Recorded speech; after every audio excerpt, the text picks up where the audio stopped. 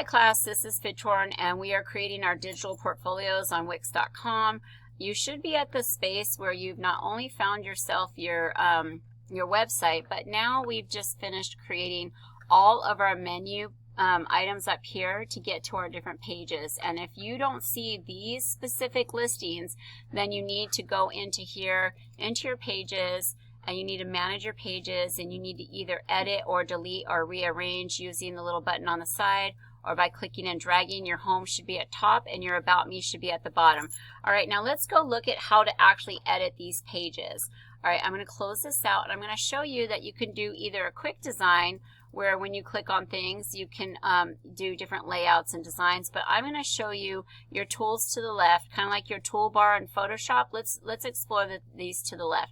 Now you'll notice I don't have a gallery for anything for home, and that's because your home page should just be a splash page. So this is where you might want to put in one of your favorite images, or something about you, or just like really big across the front.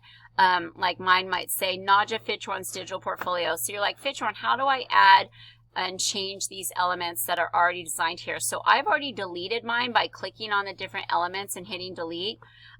What you want to do to add elements, if you click your plus button, you can see you can add everything from text to images, which you have to upload, to buttons, to strips, to decorative items, to different boxes, to galleries. We'll talk more about galleries in a second because I'm going to walk you through that. But for right now, I'm highly suggesting for you all that you just put a big title, and then I would go ahead and stretch it to these guides right here. If you're wondering what these guides are, this is so when your phone mobile site goes up, that anything that's beyond these little things, these little guidelines that you've got, will kind of collapse into another area of your phone website. So we don't want to do that. So I'm going to change my heading. I'm going to edit the text. I'm going to center alignment, and I'm going to call this Nadja Fitchhorn's portfolio. I'm just going to call it Nadja Fitchhorn photography or something like that. I don't know. Nadja Fitchhorn, and then photography portfolio. Okay, maybe that's how you want it to read, but I don't have a photo yet. Some of you guys might have something really dynamic off of your phone, like maybe a beautiful sunset that you've taken, but you can't use anybody else's photo work, all right? You have to delete everybody else's work, so it's just yours. So now that I've got this page kind of set how I want it until I find an image for it, let me go to the next page and show you guys how to add galleries and show you the different gallery options. And that will be what's due at the end of class today if you're watching this video tutorial. So if I go to Elements and Principles, you'll see that I have, well, first of all, I didn't change this font to be 56, and all my fonts and headlines should be at least 56.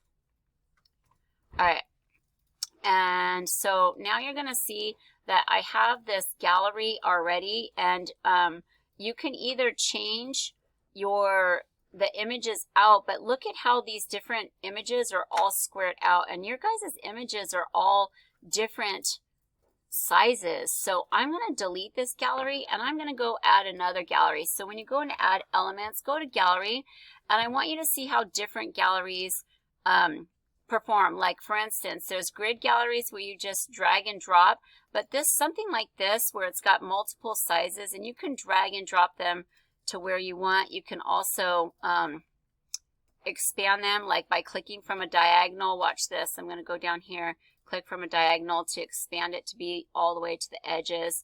Keep it tidy, but look at how the different images are different sizes, right? So I had asked you guys to make sure that you have all of your Elements and Principles. If you're like, Fitchhorn, I don't know which photos are due.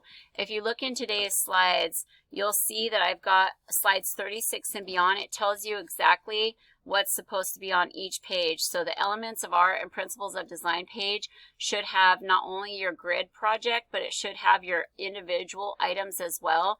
Now those are going to be all square, so maybe let's go ahead and use an all square gallery here. So I'm going to delete this, and I'm going to go, well, Fitchhorn said for Elements and Principles, I can go ahead and use a square gallery. Check this out.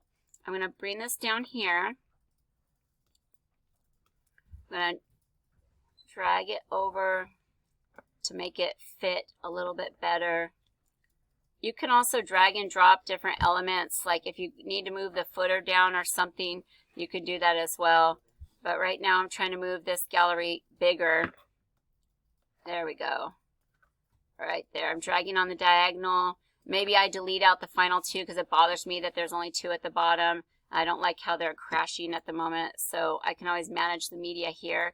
But I'm going to replace each one of these, and look at this. It already has, I'm an image title, describe your image here. You can click and edit what that title is. You can go into manage your media, and you can change the title of your photo to be line, repetition, texture, bird's eye view, worm's eye view, blah, blah, blah, blah, blah. And then your final gallery one, you can make down at the bottom as a really big image.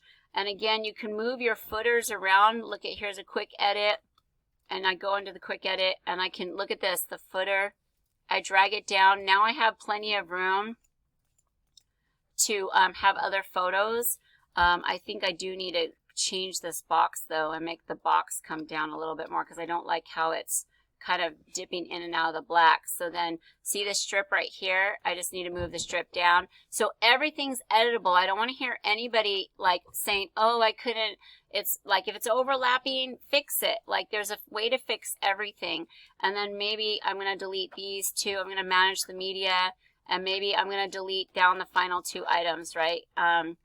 Now, let's see how this performs. I'm going to eventually change these to my photos, but let's go ahead and do preview to see what happens when we click on these images, just so you know. So in preview mode, let's pretend this is all your work. When you click on a photo, it shows it bigger up here, and you can describe it more here. But I'm going to give you the text to copy and paste into all your pages. You don't have to worry about this today. Today, you are just doing a couple things. You're making sure each one of your pages is set up to have a gallery with the different kinds of galleries that you need. So let's go back to manager or editor, and I'm going to go look and see what other kind of galleries there are. Sometimes, you guys, there's slider galleries where you can slide through and click, and they do like that gallery slide.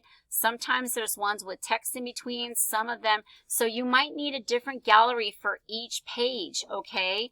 And that's fine as long as that they stay nice and clean and nice and consistent. So that's going to be your goal for this video, is to get a gallery on each page that's going to work for the projects you have to upload.